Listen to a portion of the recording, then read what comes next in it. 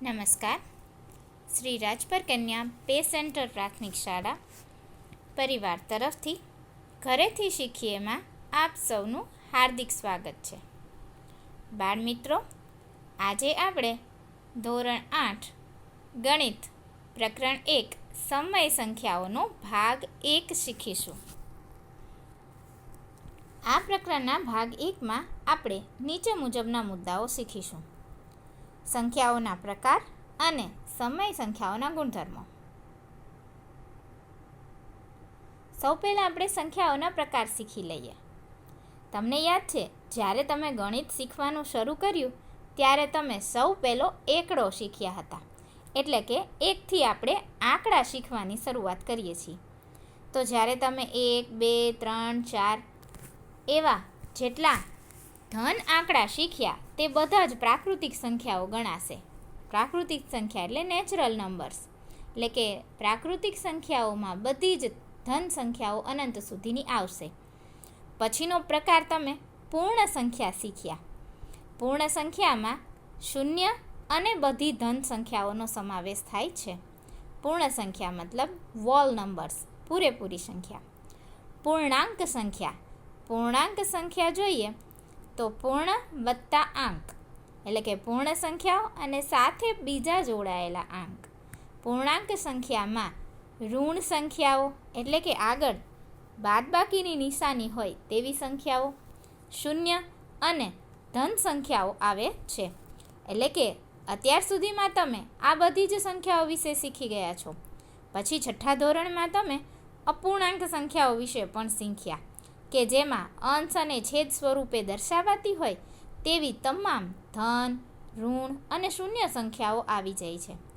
તો આ ચેપ્ટરમાં આપણે હવે પછીનો સંખ્યાનો પ્રકાર સમય સંખ્યા વિશે શીખવાનું છે.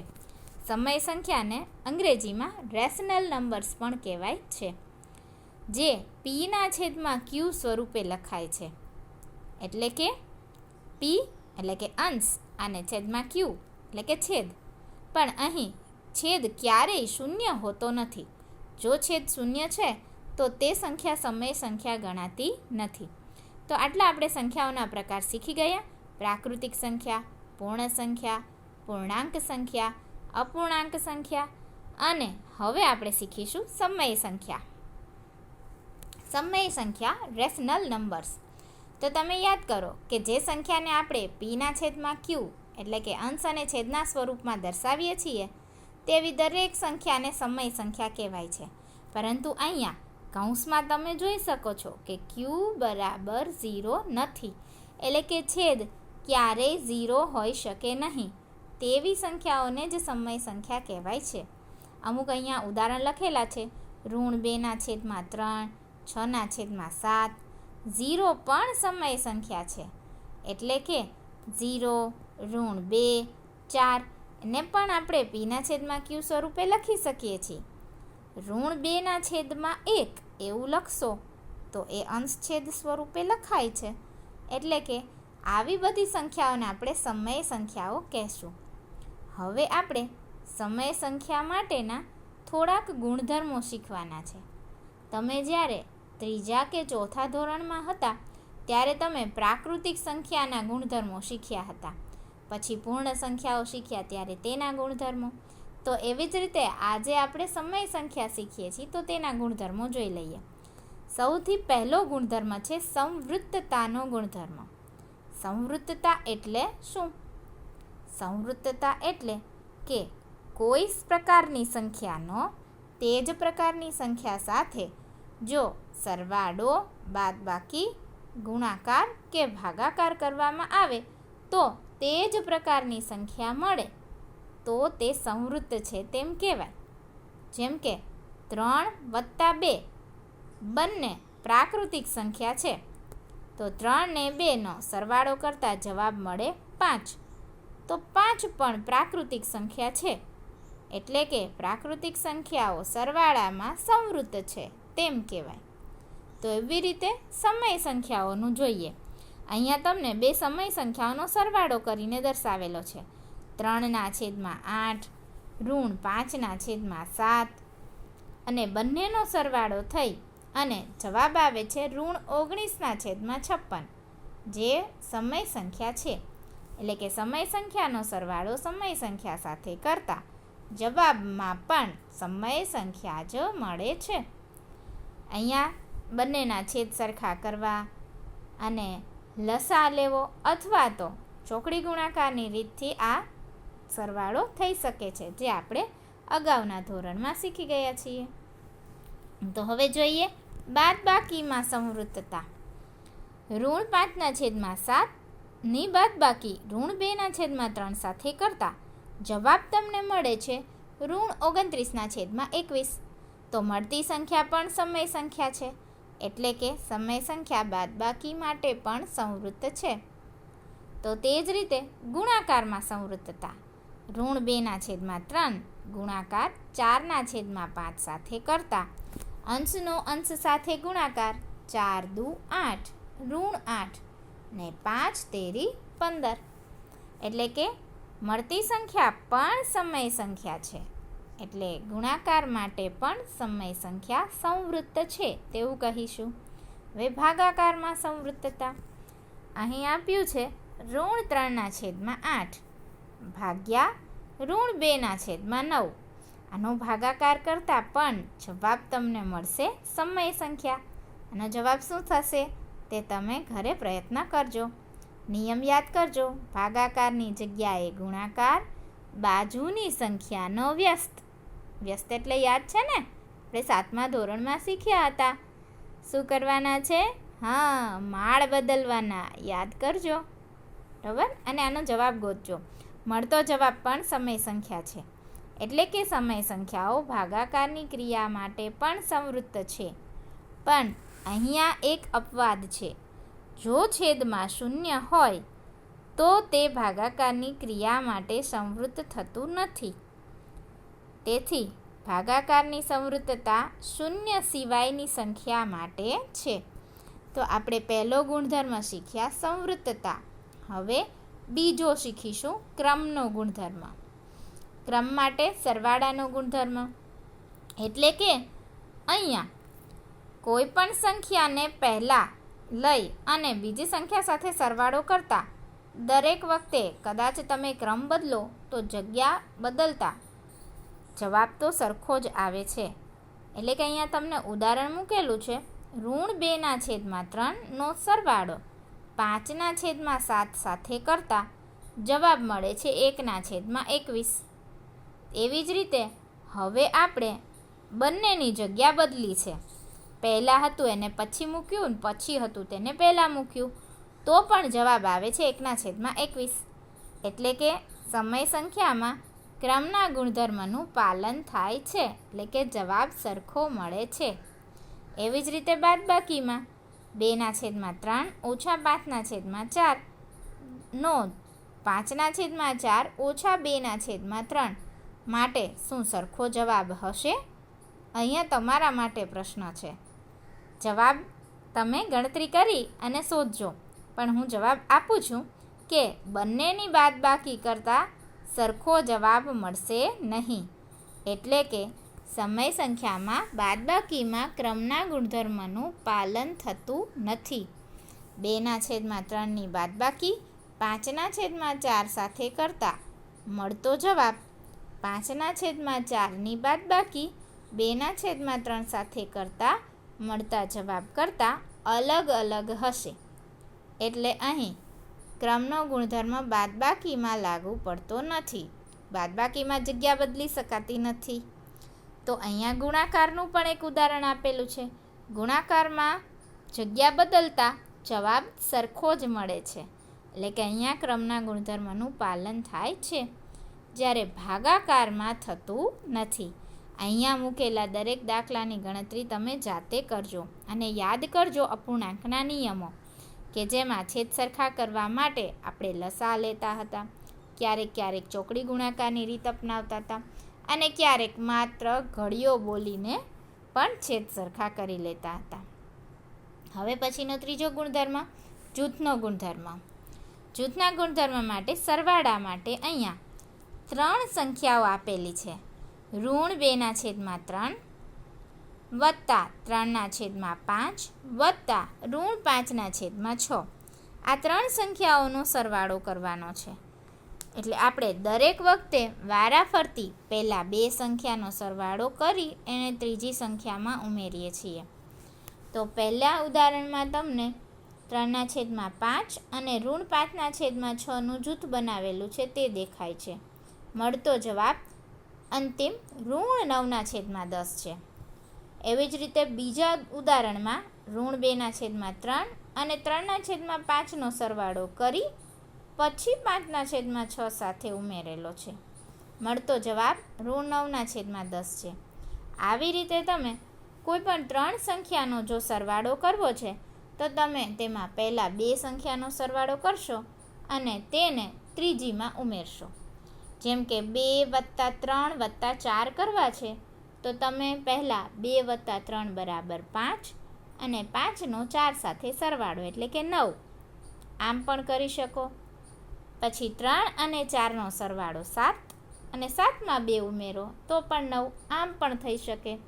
એટલે કે કોઈ પણ સંખ્યા પહેલાં 2 લો અને પછી એની ત્રીજી સાથે સરવાળો કરો તો જૂથના નિયમનું પાલન થાય છે. એટલે અહીંયા સમય સંખ્યામાં સરવાળા માટે જૂથના નિયમનું પાલન થાય છે. પરંતુ બાદબાકીનું ઉદાહરણ જોઈએ અહીંયા તો બાદબાકીમાં જૂથના નિયમનું પાલન થતું નથી. કારણ કે બાદબાકીની નિશાનીને લીધે બંને દાખલામાં મળતો જવાબ તમને અલગ અલગ મળશે. એટલે બાદબાકીમાં જૂથના ગુણધર્મનું પાલન થતું નથી. ગુણાકારમાં અહીંયા ઉદાહરણમાં જોઈએ તો ગુણાકારમાં જૂથના ગુણધર્મનું પાલન થાય છે, જ્યારે ભાગાકારમાં જૂથના નિયમનું પાલન થતું નથી. હવે પછીનો નિયમ છે કે શૂન્યને સરવાળા માટેનો તટસ્થ ઘટક કહે છે. તટસ્થ ઘટક એટલે કે કોઈ પણ સંખ્યામાં શૂન્યનો ઉમેરો થાય તો એ સંખ્યામાં કંઈ પણ ફેરફાર થતો નથી. એટલે કે તે સંખ્યાની કિંમતમાં વધારો કે ઘટાડો થતો નથી. એટલે કે 5 + 0 કરતાં મળતો જવાબ તેનો તે જ એટલે કે 5 રહે છે. તો એવી જ રીતે 1/2માં તમે 0 ઉમેરો તો મળતો જવાબ 1/2 જ રહે છે. તે પછીનો નિયમ 1 એ ગુણાકાર માટેનો તટસ્થ ઘટક છે. એટલે કે કોઈ પણ સંખ્યાનો ગુણાકાર 1 સાથે કરવામાં આવે તો તેનો જવાબ તેની તે જ સંખ્યા રહે છે. જવાબમાં કોઈ ફેરફાર થતો નથી. તો બાળમિત્રો, આપણે અત્યાર સુધીના જે નિયમો જોયા એમાં હજુ એક વધારે શીખીએ. સંખ્યાની વિરોધી સંખ્યા એટલે કે કોઈ પણ સંખ્યાની વિરોધી સંખ્યામાં બંનેનો સરવાળો કરવામાં આવે તો જવાબ 0 મળે છે. તો સૌ પહેલાં તો આપણે વિરોધી સંખ્યા એટલે શું એ શીખી લઈએ. વિરોધી સંખ્યા એટલે જે સંખ્યાની નિશાની જે આપેલી છે તે સિવાયની નિશાની મૂકવી. એટલે કે જો આપેલી સંખ્યા ધન છે એટલે કે વત્તા છે તો એની વિરોધી સંખ્યા થશે ઓછા. આપણે ઘણીવાર એવું નથી હોતું કે આપણા કોઈ મિત્ર સાથે ઝઘડો થયો હોય તો એ થોડી વાર માટે આપણો વિરોધી થઈ જાય. એટલે જો આપણે એમ કહીએ ને, બેન ક્લાસમાં આવે એટલે એમ કે બેન આજે ગણિત ભણાવો, તો તમારો મિત્ર જે થોડા ટાઈમ માટે તમારો વિરોધી થયો છે તે એમ કહેશે ના આજ તો વિજ્ઞાન જ ભણવું છે. એટલે કે તમે જે કહો એનાથી ઉલટું. એટલે કે સંખ્યા જો ધન છે તો એની વિરોધી ઉલટી એટલે કે ઋણ, અને જો સંખ્યા ઋણ છે તો તેની વિરોધી સંખ્યા થશે ધન. તો અહીંયા ઉદાહરણમાં ઋણ 2/3 તો એની વિરોધી સંખ્યા થશે ધન 2/3 અને બંનેનો સરવાળો હંમેશા 0 થશે. એટલે કે બે વિરોધી સંખ્યાનો સરવાળો 0 થાય છે. હવે પછી આપણે શીખીશું વ્યસ્ત સંખ્યા વિશે. વ્યસ્ત વિશે તો આમ તો તમે અપૂર્ણાંક શીખતા હતા ત્યારે પણ થોડું ઘણું શીખ્યા છો. એમ છતાં ફરીથી યાદ કરી લઈએ. 8/21 ની વિરોધી સંખ્યાની વ્યસ્ત સંખ્યા 21/8 થશે. એટલે કે વ્યસ્ત સંખ્યાનો અર્થ થાય છે જે સંખ્યા અંશમાં છે તેને છેદમાં જવા દો, છેદમાં જે છે તેને અંશમાં આવવા દો. યાદ છે? આપણે એ રીતે યાદ રાખતા હતા 7મા ધોરણમાં. માળ બદલવાની ક્રિયા એટલે કે ઉપરના માળે જે છે તેને નીચેના માળે મોકલી દો અને નીચેના માળે જે છે એને ઉપરના માળે જવા દો. તો 8/21ની વ્યસ્ત થશે 21/8 અને હંમેશા વ્યસ્ત સંખ્યાનો ગુણાકાર કરતાં જવાબ 1 મળે છે તે યાદ રાખીશું. હવે પછીનો નિયમ છે સમય સંખ્યા માટે ગુણાકારનું સરવાળા પર વિભાજન. ઋણ 3/4 નો ગુણાકાર 2/3 વત્તા ઋણ 5/6 સાથે કરવાનો છે. એટલે આપેલી રકમમાં તમને એક કૌંસમાં મૂકેલો સરવાળો અને કૌંસની બહાર એક ગુણાકારમાં આપેલી રકમ મૂકેલી છે. આ તો આપણે પહેલાંથી જ જાણીએ એ નિયમ છે, પણ આપણે એને કંઈક આ રીતે ઓળખીએ છીએ કે 2/3 અને ઋણ 5/6 છે એ ઘરમાં રહે છે, ઘરમાં રહેતા 2 સભ્યો, અને ઘરની બહાર ઋણ 3/4 નામના મહેમાન લાવેલા છે. તો મહેમાન છે એ બેયને રામ રામ કરશે, એટલે કે કૌંસની અંદર આવતા તે ઋણ 3/4 છે એ 2/3ને રામ રામ કરશે, એટલે કે એની સાથે પણ ગુણશે. તો એની સાથે ગુણતા અહીંયા થયા 3 દુ 6 ઋણ 6 અને 4 તેરી 12. છેદ ઉડાડીએ એટલે કે અતિ સંક્ષિપ્ત રૂપ આપીએ તો ઋણ 1/2 વધે છે. એવી જ રીતે 12ના મહેમાન ઋણ 5/6 સાથે પણ ગુણશે, એટલે કે રામ રામ કરશે અને જવાબ આવશે 5/8. બંનેનો સરવાળો કરી લઈએ તો અંતિમ જવાબ આવે છે 1/8. એટલે બાળ મિત્રો, ગુણાકારનું સરવાળા પર વિભાજન એ ગુણધર્મ નવો નથી. પેલો આપણો જૂનો નિયમ. 12 મહેમાન આવેલા છે અને ઘરના બધા સભ્યોને રામ રામ કરશે, એ જ નિયમ છે. બરોબર? તો આમાં આપણે આટલા નિયમો શીખ્યા. સમય સંખ્યાના ગુણધર્મો. સમય સંખ્યા સરવાળા માટે સંવૃત્ત છે, બાદબાકી માટે નથી, ગુણાકાર માટે સંવૃત્ત છે અને ભાગાકાર માટે સંવૃત્ત નથી. સમય સંખ્યામાં સરવાળા અને ગુણાકારમાં ક્રમના ગુણધર્મનું પાલન થાય છે, જ્યારે બાદબાકી અને ભાગાકારમાં થતું નથી. જૂથના ગુણધર્મમાં સરવાળા અને ગુણાકારમાં પાલન થાય છે, જ્યારે બાદબાકી અને ભાગાકારમાં પાલન થતું નથી. સમય સંખ્યામાં ગુણાકારનું સરવાળા અને બાદબાકી પર વિભાજન થાય છે. સરવાળા માટેનો તટસ્થ ઘટક 0 છે અને ગુણાકાર માટેનો તટસ્થ ઘટક 1 છે. તો આ પહેલા વિડીયોમાં આપણે આટલા નિયમો શીખ્યા. એટલે કે આપણે હવે સમય સંખ્યાનું ચેપ્ટર શીખવું હોય તો આટલા નિયમો યાદ રાખવાના થશે. મોટાભાગના નિયમોને આપણે જે રીતે ટ્રીકથી યાદ રાખીએ છીએ તેમ યાદ રાખશું તો સરળ રહેશે. તો આ વિડીયોમાં આપણે ધોરણ 8ના પાઠ 1 સમય સંખ્યાનો ભાગ 1 શીખ્યા. હવે પછીના વિડીયોમાં આપણે આ જ પાઠના ભાગ 2 વિશે શીખીશું. તો ત્યાં સુધી બાળ મિત્રો, તમે આનો અભ્યાસ કરશો અને બધા મજામાં જ હશો. તો આવજો.